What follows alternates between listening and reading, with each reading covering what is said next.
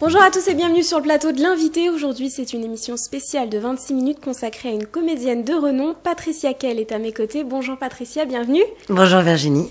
Alors, vous avez un lien avec les Antilles puisque vous y avez vécu pendant de nombreuses années, il me semble. Alors, racontez-nous un petit peu cette période, ça nous intéresse sur Antenne Caraïbes Internationale.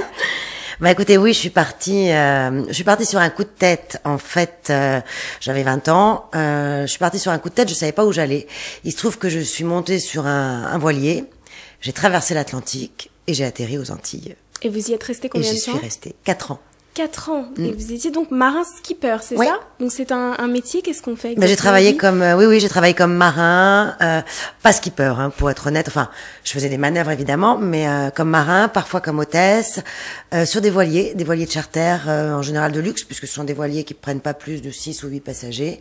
Donc je faisais un peu de charter de temps en temps, puis je naviguais aussi pas mal, un peu de convoyage.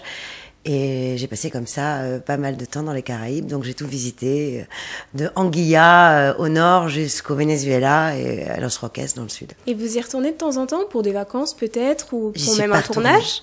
Alors y retourner pour un tournage, ça sera avec plaisir dès demain, mais sinon je n'y suis jamais retournée, non. Je suis allée voir après d'autres, mais là en vacances, d'autres îles.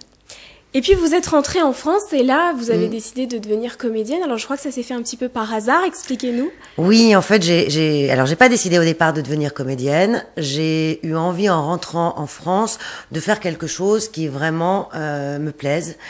J'avais du mal la première année, après 4 ans de Caraïbes, j'avais un petit peu de mal à me réacclimater en France.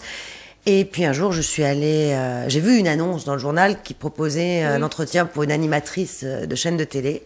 J'y suis allée. Me suis plantée enfin non pas de jours, mais enfin d'heures, d'endroits, et je suis tombée sur un casting de comédiens.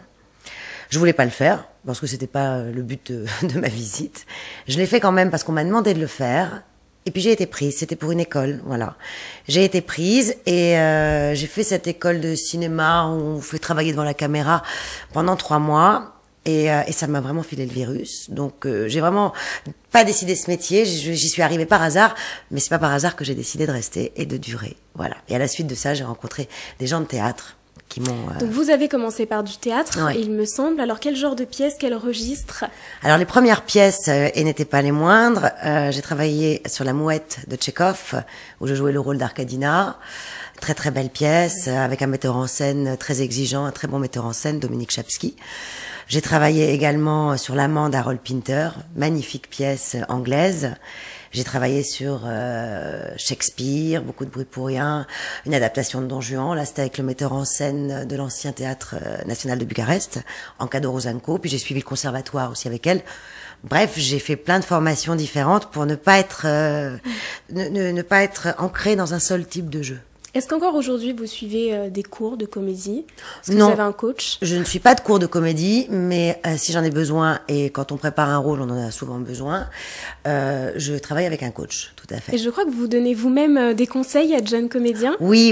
Alors, il m'est arrivé effectivement, à certaines périodes, de coacher certains jeunes comédiens qui préparaient une audition ou qui préparaient un casting. Et c'est très intéressant, ça. On apprend encore à nouveau sur soi.